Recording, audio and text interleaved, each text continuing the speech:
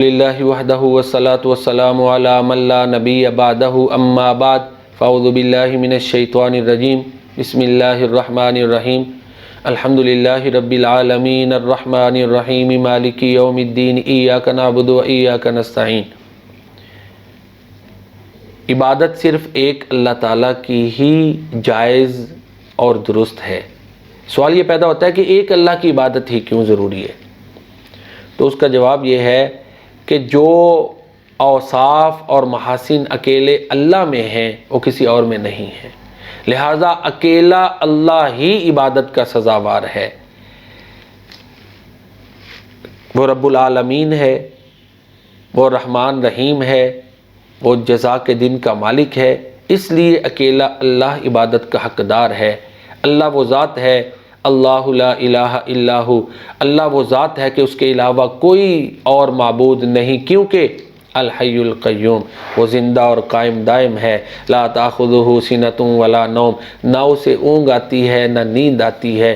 لہ ما فی السماوات و ما فی الارض، جو کچھ آسمانوں میں اور جو کچھ زمین میں ہے سب اس کی ملکیت ہے، ہر چیز کا وہ اکیلا مالک ہے۔ من ذا الذی یشفع عندہ الا باذنہ، کون ہے کہ اس کے ہاں اس کی اجازت کے بغیر سفارش بھی کر سکے۔ یعلم ما بین ایدیہم وما خلفہم، ہر چیز اس کے علم میں ہے، کوئی چیز اس سے چھپی ہوئی نہیں ہے۔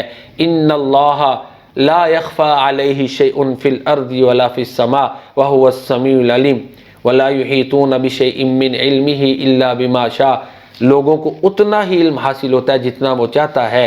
وسع کرسیہ السماوات والارض، اللہ کی کرسی نے آسمانوں اور زمین کو سما لیا ہے۔ ولا یعودہ حفظہما، اس کو ان دونوں کی حفاظت تھکاتی نہیں ہے۔ وہو العلی العظیم، وہ علی اور عظیم ہے، وہ العلی ہے، بلند ہے، عظیم ہے۔ تو اکیلے اللہ کی عبادت کیوں ہے؟ کیونکہ یہ ساری خوبیاں اس اکیلے اللہ میں ہیں، اس لیے وہ اکیلا عبادت کا حقدار ہے۔ اللہ تعالیٰ فرماتے ہیں وقال اللہ لا تتخذوا الہین اثنین انما هو الہ واحد فإیای فارہبون، سورہ نحل کی آیت نمبر 51 ہے۔ اللہ فرماتے ہیں اللہ تعالیٰ خود کہتا ہے کہ دو معبود مت بناؤ، تمہارا معبود ایک ہی معبود ہے۔ تو پھر اللہ فرماتے ہیں فإیای فارہبون، پس مجھ ہی سے ڈرو۔ خود اللہ تعالیٰ اس بات کی گواہی دیتے ہیں کہ اس کے علاوہ کوئی اور الہ نہیں، اس لیے اکیلے اللہ کی عبادت ضروری ہے۔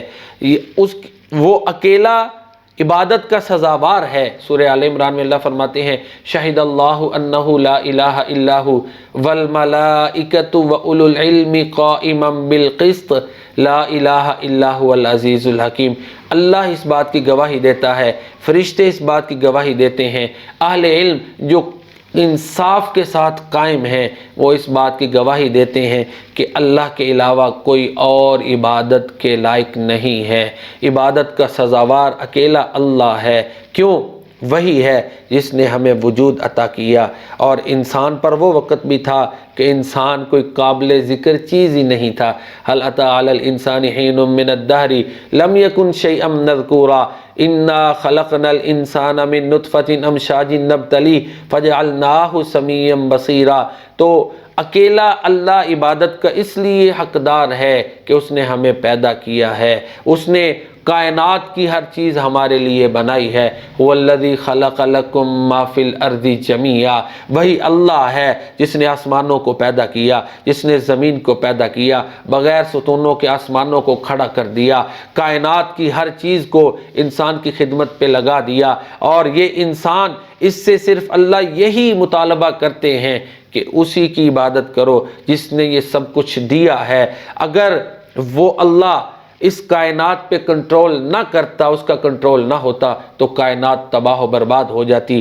لو کان فیہما آلہۃ الا اللہ لفسدتا، تو چونکہ اکیلا اللہ اس کائنات کو پیدا کرنے والا، اس کو چلانے والا، ہمیں زندگی دینے والا، ہمیں بے شمار نعمتیں دینے والا، ہر چیز کا مالک وہ ہے، تو وہ اکیلا اللہ اس بات کا حق رکھتا ہے کہ اسی کی عبادت کی جائے۔ پھر میں اکثر میں جو ہے نا مولانا حالی کا کلام پڑھتا ہوں، ہے ایک ذات واحد عبادت کے لائق، زباں اور دل کی شہادت کے لائق، اسی کی ہیں فرما اطاعت کے لائق، اسی کی ہے سرکار خدمت کے لائق، مبرہ ہے شرکت سے اس کی خدائی، نہیں اس کی آگے کسی کی بڑائی۔ اللہ تعالی ہمیں اپنی بندگی اور عبادت کرنے کی توفیق عطا فرمائے۔ وما علینا الا البلاغ المبین۔